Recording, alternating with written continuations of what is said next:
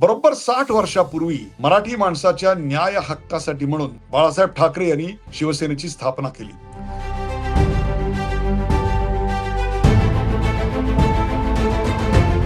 आज या दोन्ही पक्षांचा मेळावा सादर होतोय आणि तो साजरा होणार आहे उद्धव बाळासाहेब ठाकरे यांचा षण्मुखांमध्ये आणि एकनाथ शिंदे यांच्या पक्षाचा वरळीच्या NSCI डोम मध्ये. मुद्दा आता असा आहे की ही एक चतुरपणे केलेली खेळी तर नाही ना, आणि या ट्रॅप मध्ये उद्धव ठाकरे अडकणार नाहीत का हे आपल्याला आता पाहायला पाहिजे. आज संध्याकाळी तुम्ही हा कार्यक्रम बघत असताना काही मिनिटात संध्याकाळी दोघं जण आपापल्या कार्यकर्त्यांना मार्गदर्शित करायला उभे राहतील. चॅनलवरून त्यांची भाषणं आपल्याला लाईव्ह टेलिकास्ट होतील. त्या दोघांनाही एकच विनंती आहे की महाराष्ट्राच्या आणि तुमच्या पक्षाच्या विकासाबद्दलच फक्त बोला. एकमेकांबद्दल उणं काढून महाराष्ट्राची वृथा जी बिघडलेली आता वातावरण आहे ते वाढवायचा प्रयत्न करू. नमस्कार, द उदय निरुकर शो मध्ये आपल्या सगळ्यांचं मनपूर्वक स्वागत. प्रेक्षको, आज तारीख 19 जून 2026. बरोबर 60 वर्षापूर्वी मराठी माणसाच्या न्याय हक्कासाठी म्हणून बाळासाहेब ठाकरे यांनी शिवसेनेची स्थापना केली. सर्वप्रथम फ्री प्रेस जर्नल मध्ये व्यंगचित्र काढणारे बाळासाहेब पुढे तिथे पटलं नाही म्हणून तिथून बाहेर पडले आणि मराठी माणसाची गळचेपी हा विषय हाती घेऊन त्यांनी एक व्यंगचित्रावरला वाहिलेलं असं नियतकालिक काढलं. त्याचं नाव मार्मिक. त्या मार्मिकमध्ये दरवेळेला ते यादी जाहीर करायचे आणि दाक्षिणात्य असे जे काही अधिकारी आहेत ते कुठकुठल्या आस्थापनेत नोकरीला आहेत त्याची यादी आणि त्याच्यावर टायटल असायचं, त्याचं शीर्षक असायचं, वाचा आणि थंड बसा. अर्थात मराठी माणूस थंड बसलाच नाही. तो बाळासाहेबांच्या मागे ठामपणे उभा राहिला आणि दारात चपलांचा ढीग बाळासाहेबांच्या वाढत गेला. ही आपल्याला मिळणारी प्रतिसादाची हाक ऐकून बाळासाहेबांनी आजच्याच दिवशी बरोबर 60 वर्षापूर्वी शिवसेनेची स्थापना केली आणि शिवसेनेच्या स्थापनेपासून त्याच्या यशाचा चढता आलेख आपल्याला पाहायला मिळाला. सर्वप्रथम 80% समाजकारण आणि 20% फक्त राजकारण आणि मराठी माणसाचा न्याय हक्क यावर शिवसेना ठाम होती. अर्थात त्याला पहिलं यश मिळालं ते ठाण्याच्या निवडणुकीमध्ये आणि त्यानंतर जवळपास 20 वर्षानंतर शिवसेनेला विधानसभेमध्ये आपला पहिला आमदार पाठवता आला. त्यानंतर बाळासाहेबांनी अथक परिश्रम करत 96ला आपली सत्ता आणली, 95-96ला सत्ता आणली, ती देखील भारतीय जनता पक्षाच्या सोबतीनं. त्यांच्याच समोर मग पक्षाची अनेक शक्ल झाली. प्रथम छगन भुजबळ बाहेर पडले, त्यांच्याबरोबर 10 आमदार बाहेर पडले, त्यानंतर नारायण राणे बाहेर पडले आणि त्यानंतर प्रत्यक्ष घरातलेच असलेले पुतणे राज ठाकरे यांनी देखील स्वतःची वेगळी चूल मांडली. त्यानंतर आणि मध्ये सुद्धा गणेश नाईक असतील, अनेक लोक पक्ष सोडत होते. बाळासाहेब गेल्यानंतर शिवसेनेला अकल्पितरित्या निवडणुकीमध्ये खूप चांगलं यश देखील मिळालं. हे देखील आता इथे नोंद केलं पाहिजे. पण त्यानंतर 2022 साली जून महिन्यातच एकनाथ शिंदे यांनी उठाव केला आणि आपल्याबरोबर 2/3 आमदार त्यांनी घेतले आणि त्यांनी महाराष्ट्रामध्ये भारतीय जनता पक्षाच्या सोबतीनं सत्ता स्थापन केली आणि मुख्यमंत्री झाले. त्यांना अर्थातच एका दीर्घ अशा न्यायालयीन लढाईनंतर पक्षाचं चिन्ह आणि पक्षाचं नाव मिळालं.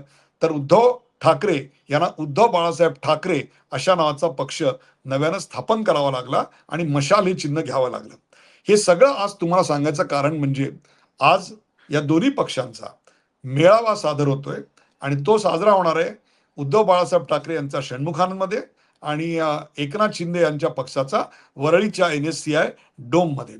अलीकडेच शिवसेनेमध्ये पुन्हा दुसरं बंड झालं, दुसरा उठाव झाला आणि संसदीय पक्षातील 9 खासदारांपैकी 6 खासदारांनी शिवसेनेला जय महाराष्ट्र म्हटला आणि एकनाथ शिंदे यांच्याशी त्यांनी घरोबा असल्याचं जाहीर केलं. तसं पत्र लोकसभेचे अध्यक्ष ओम बिर्ला यांना दिलं. अर्थात माध्यमं जेव्हा या बातमीबद्दल शिवसेनेला त्यांची प्रतिक्रिया विचारत होते तेव्हा त्यांचे प्रवक्ते असलेल्या संजय राऊत यांनी याचा इन्कार केला. त्याचबरोबर आमचे सगळे आहेत ते निष्ठावंत आहेत आणि मग ती नेहमीची निष्ठावंताची टेप वाजवली गेली आणि मीडियावरच आगपाखड करायला सुरुवात केली. पुढे 2 दिवसानंतर जेव्हा कळलं की खरोखरच हे खासदार नॉट रिचेबल आहेत त्यावेळेला मात्र त्यांची भाषा घसरली आणि ती नेहमीच्या त्यांच्या जी काही संजय राऊत यांची भाषा आहे, शिवसेनेची भाषा आहे त्याच्यावर आली आणि अगदी बीप न लावता माझी माझी जी शिव्यांची लाखोली आहे ती तुम्ही सांगा असं करत भकार आणि मकार याची सगळी भाषा दाखवली गेली. अर्थात अनेक माध्यमांनी ती वक्तव्य दाखवताना ती जी शिवीगाळ केली होती तिथे बीप वाजवलं. यानंतरही काही गोष्टी घडल्या. आतापर्यंतचा हा जो इतिहास होता अलीकडच्या काळातला त्याच्याविषयी आपण अनेक कार्यक्रम केले. परंतु संजय राऊत यांनी अलीकडेच एक विधान केलं. ते म्हणजे आता मतदारसंघात जाऊन प्रत्येक मतदारसंघात जे खासदार आम्हाला सोडून गेले, ज्यांनी वेगळा सवता सुभा मांडला, त्यांना आता मतदारसंघात जाऊन तुडवलं जाईल.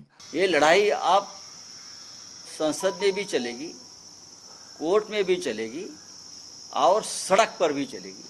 और सड़क पर की लड़ाई शुरू हो गई है. मुंबई महाराष्ट्र में आप देखिए तो अर्थात कोण तुडवणार? सर्वसामान्य जनता तर या काही लफड्यात आणि राड्यात पडणार नाही.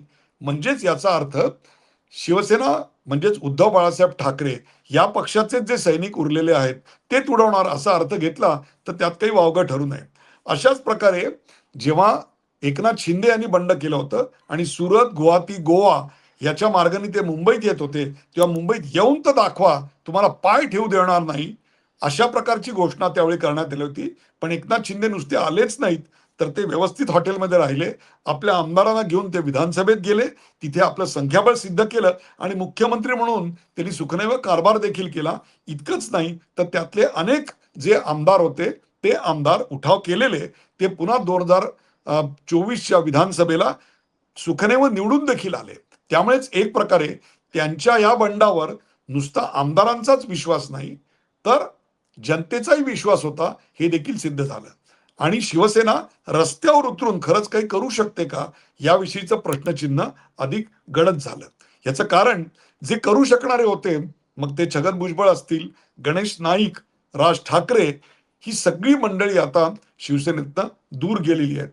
एक काळ असा निश्चित होता की बाळासाहेब ठाकरे यांनी एक आदेश दिला की मुंबई बंद व्हायची. मुंबई बंद करायची ताकद फक्त दोघांमध्ये आजपर्यंतच्या इतिहासात मी पाहिली. एक म्हणजे जॉर्ज फर्नांडिस, पण ती सुद्धा अल्प काळ. पण दीर्घ काळ ज्यांनी मुंबईवर खऱ्या अर्थाने राज्य केलं, मुंबई महानगरपालिकेवर एक हाती सत्ता घेतली, ते म्हणजे बाळासाहेब ठाकरे होते. परंतु आता खरोखरच शिवसेनेमध्ये ती ताकद आणि ती वागणुकं कायम आहेत का असा प्रश्न जेव्हा मतदारसंघात जाऊन तुडवू अशी भाषा जेव्हा मी ऐकतो तेव्हा मला प्रश्न पडतो. आणि अशा प्रकारे मारहाण करून तुम्ही जनतेची सहानुभूती आणि त्याहीपेक्षा मतदारांची मतं मिळवणार आहात का आणि तुमच्या पक्षात जी बेदिली आहे त्याची एक न्याय भूमिका समोर आणणार आहात का असा एक प्रश्नही मला या ठिकाणी पडतो.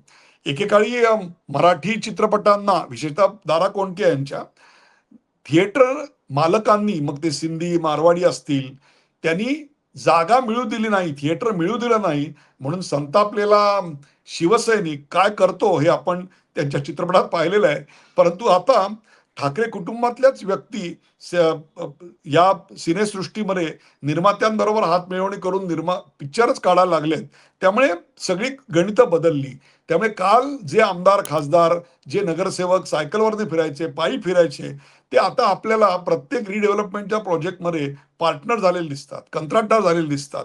आणि मग जर आमचे नेतेच असे वागत असतील तर आम्ही असं का वागायचं नाही, आम्ही चाळीत का राहायचं, आम्ही लाट्या काट्या का खायच्या, आमच्या पोरांनी केसेस का अंगावर घ्यायच्या आणि तुम्ही मात्र स्वतःहून या सगळ्यातनं नामांतराला राहायचं, अशा प्रकारचा विचार संघटनेत बळावला नाही तर त्यात नवल ते काय. आज आणखीन एक विधान संजय राऊत यांनी केलं, ते म्हणजे प्रत्येक मतदारसंघात जाऊन जी तुडवायची त्यांनी भाषा केली त्याला एक प्रकारे शरद पवार यांचं समर्थन आहे.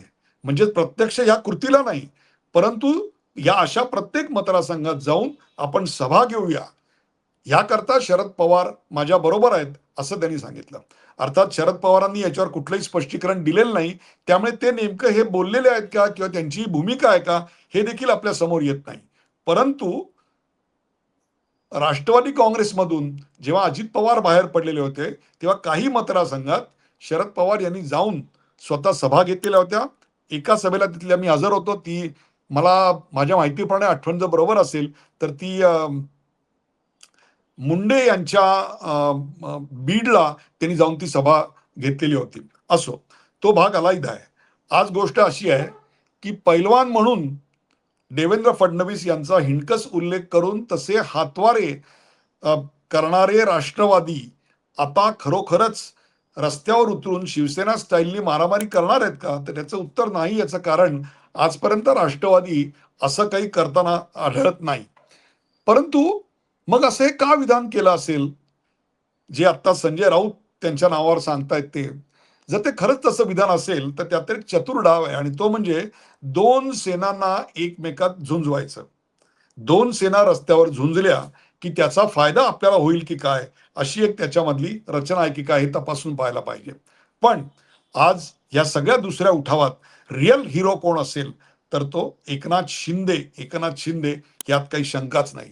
एकनाथ शिंदे यांनी वेळोवेळी जे धाडस दाखवलं आणि जे कॅल्क्युलेशन्स केली, त्याहीपेक्षा आपल्यावरचा महाराष्ट्राचा विश्वास किती दृढ आहे हे त्यांनी सिद्ध केलं. या पहिल्यांदा आमदार होते, नगरसेवक होते आणि त्यानंतर आता खासदार सुद्धा त्यांच्या बरोबर मोठ्या प्रमाणात आले. अर्थात या सगळ्याला मास्टरमाइंड कोण असेल, तर ती भारतीय जनता पक्ष आहे, यात काही शंकाच नाही. लॉजिस्टिक सपोर्ट, रिसोर्स सपोर्ट हा सगळा भारतीय जनता पक्षाने पुरवला. कदाचित काही कायदेशीर बाबींचा सल्ला देखील भारतीय जनता पक्षाकडून आला असेल. आज राजकारणात कोण कोणाला दोषी देणार? जर समोरच्यानी दार उघडून आपल्या दारावर मी आत येतो म्हणून ठपठप केली, तर कदाचित आपल्या वैयक्तिक घरात आपण घेणार नाही. परंतु राजकारणात असं करता येत नाही. राजकारण हा काही विनोबाचा आश्रम नाही आहे. त्यामुळे साधन शुचित्व, नीतिमत्ता या विषयांवरची चर्चा राजकारणावर करत असताना निवडणुकाच्या झाडाकडून आपण आंब्याची फळं अपेक्षित करतो का? इतकं हे मला फोल आहे असं वाटतं. आणि आता आता मतदारसंघात जाऊन तुडवणार, तर कोण तुडवणार? असे किती संजय आता सेनेमध्ये आहेत? कारण संजय शिरसाट गेले, संजय जाधव गेले, संजय देशमुख गेले, संजय दिना पाटील गेले. तर आता जे कोणी उरलेले आहेत त्यांच्यावरच ही जबाबदारी आहे, अ, असं इथे म्हणावंसं वाटतं. सामान्य शिवसैनिकांना संजय राऊत यांच्याबद्दल काय वाटतं? हा देखील आता प्रश्न अत्यंत महत्वाचा आहे. कारण अशा प्रकारे भ, म, ग ची भाषा अ, जरी खाजगी संभाषणात योग्य वाटत असली, तरी देखील तुम्ही जेव्हा एखाद्या पक्षाची अधिकृत बाजू मांडत असता, त्यावेळी अशा शब्दांचा प्रयोग त्या संघटनेबद्दल काय प्रकारचा संदेश देतो आणि हे एडिट करू नका, असं जेव्हा म्हटलं जातं, त्यावेळी कदाचित टाळ्या मिळू शकतात आणि तात्कालिक 4-2 डोकी तुम्हाला सपोर्ट देखील करू शकतात. परंतु एक मोठा समाज तुमच्यापासून दुरावतोय का, याचा विचार नक्कीच आता शिवसैनिकांच्या मनात येत असणार आणि वारंवार अशा प्रकारे वादग्रस्त वक्तव्य ही आपल्याला संजय राऊत करताना दिसतात. यावेळेला एक मला प्रसंग आठवतो आणि मला वाटतं 2006-07चा काळ असावा. राज ठाकरे त्यावेळेला नवीन पक्ष किंवा काढायच्या तयारीत होते किंवा शिवसेना सोडायचा तो सगळा काळ होता आणि त्या काळामध्ये राज ठाकरे यांना भेटायला एकदा संजय राऊत आले. तेव्हा शिवसैनिकांचा संताप जो होता तो इतका अनावर होता, की खाली शिवाजी पार्कला राज ठाकरे यांच्या घराच्या खाली त्यांची जी गाडी पार्क केली होती, ती गाडी शिवसैनिकांनी उलट केलेली होती आणि वातावरण खूपच तणावग्रस्त बनलेलं होतं. अर्थात ते पुढे निवळलं आणि एकदा संजय राऊत राज ठाकरे यांना भेटायला आलेले होते. त्यावेळेला ती भेट संपवून दोघं खाली आले आणि तिथे जी 2-4 मंडळी हजर होती, त्यात मी मी होतो आणि संजय राऊत यांची त्यावेळेला नवीन गाडी होती. त्या नवीन गाडीला जाड काचा होत्या. त्या जाड काचा पाहिल्यानंतर मला साहजिकच वाटलं, की ही गाडी बुलेट प्रूफ असावी. म्हणून मी तसा प्रश्नही विचारला.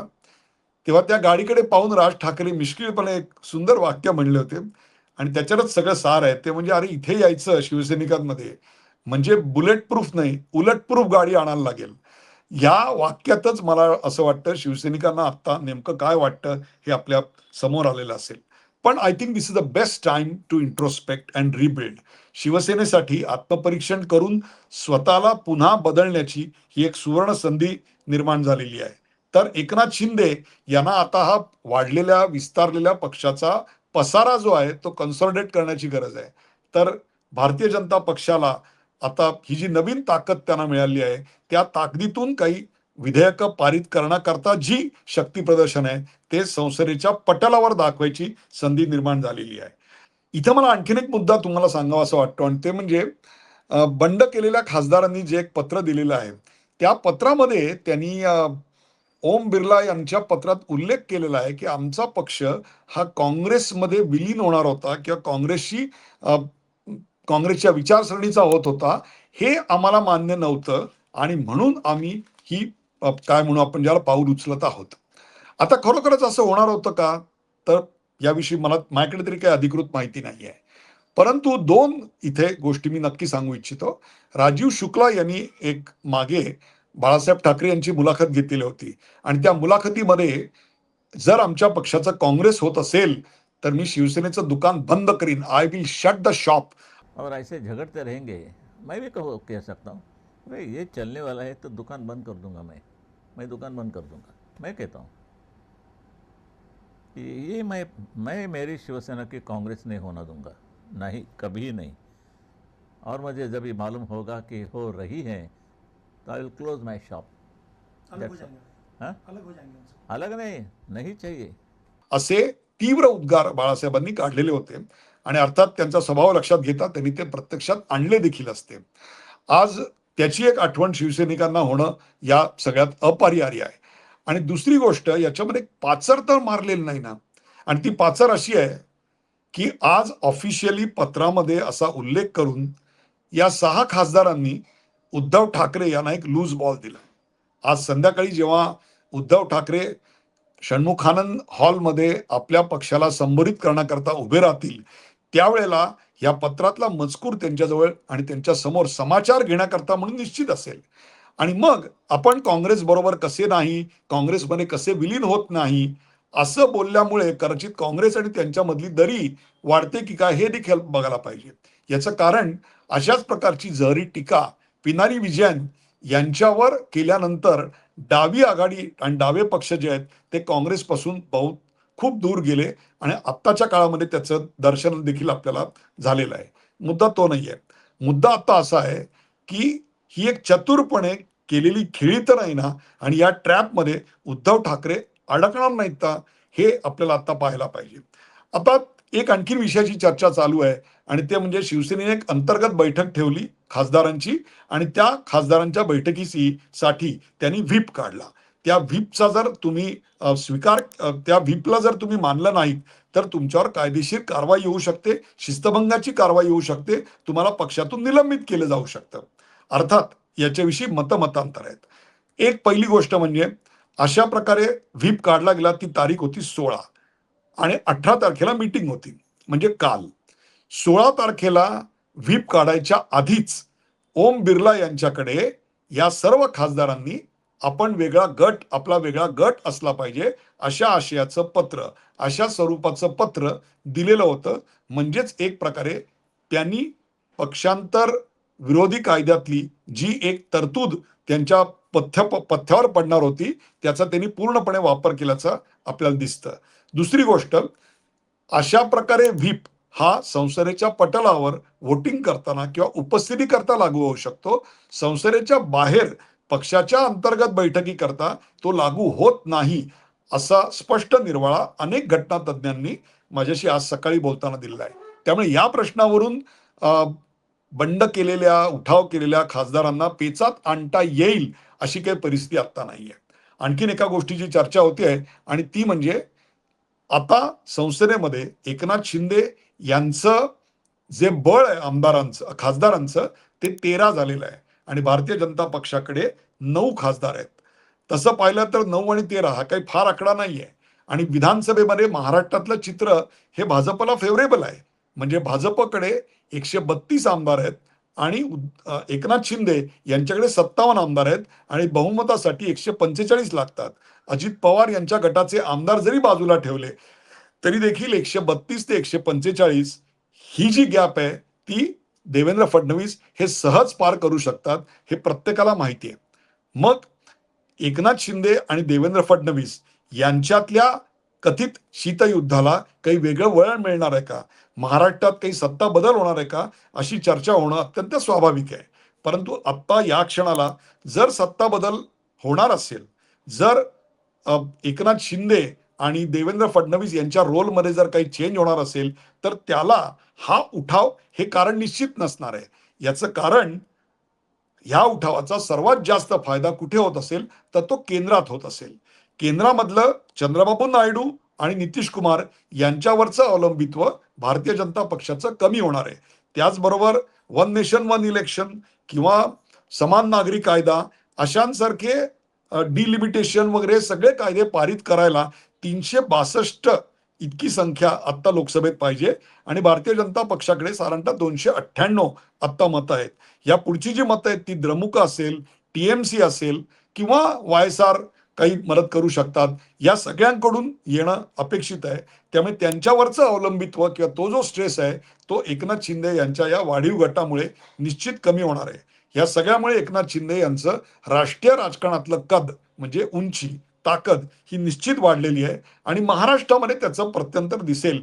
ते म्हणजे काही मंत्री पदाची अदलाबदल करायची असेल, काही अर्थ खात्याकडून तरतुदी मंजूर करून घ्यायच्या असतील, आपल्या आमदार खासदारांच्या मतदारसंघामध्ये काही कामं अडलेली असतील किंवा काही प्रोजेक्ट्स मार्गी लावायचे असतील, या सगळ्यामध्ये ही जी वाढलेली बार्गेनिंग पॉवर आहे त्याचा निश्चित एकनाथ शिंदे यांच्याकडे आत्ता ती ताकद निश्चित आलेली आहे. परंतु त्याच्यावरनं लगेच उद्या महाराष्ट्रात काही बदल लगेच घडेल अशी काही चिन्ह नाहीत. जर तसं घडलं तर त्याची कारणं खूप वेगळी असणार आहेत. आज संध्याकाळी तुम्ही हा कार्यक्रम बघत असताना काही मिनिटात संध्याकाळी दोघं जण आपापल्या कार्यकर्त्यांना मार्गदर्शित करायला उभे राहतील. चॅनलवरून त्यांची भाषणं आपल्याला लाईव्ह टेलिकास्ट होतील. त्या दोघांनाही एकच विनंती आहे की महाराष्ट्राच्या आणि तुमच्या पक्षाच्या विकासाबद्दलच फक्त बोला.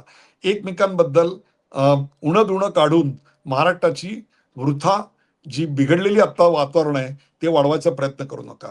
दुसरी गोष्ट अशी आहे की उद्धव ठाकरे यांना आपल्या पक्षातून एवढा मोठा गट बाहेर पडल्यानंतर पक्षातल्या कार्यकर्त्यांचा आपल्यावरचा विश्वास दृढ करण्याकरता म्हणून काही विशेष प्रयत्न करावे लागणार आहेत. पक्षाची दिशा, धोरणं आणि गती नेमकी काय असणार आहे याविषयी भाष्य करावं लागणार आहे. त्यासाठी त्यांना हार्दिक शुभेच्छा. आणि हा जो वाढलेला आपला पक्ष आहे त्या वाढलेल्या पक्षाला आता कन्सॉलिडेट करून अधिक जोमानं आणि ताकदीनं 2029ची तयारी एकनाथ शिंदे यांना करावी लागणार आहे. तेव्हा दोघांनाही शुभेच्छा. फक्त आज संध्याकाळी मावळे, कोथळे अशी भाषा आम्हाला ऐकायला मिळू नये एवढीच फक्त विनंती. हा कार्यक्रम आपल्याला कसा वाटला ते आम्हाला जरूर सांगा. अशाच प्रकारे वेगवेगळे विषय घेण्यासाठी आम्हाला सूचना करा.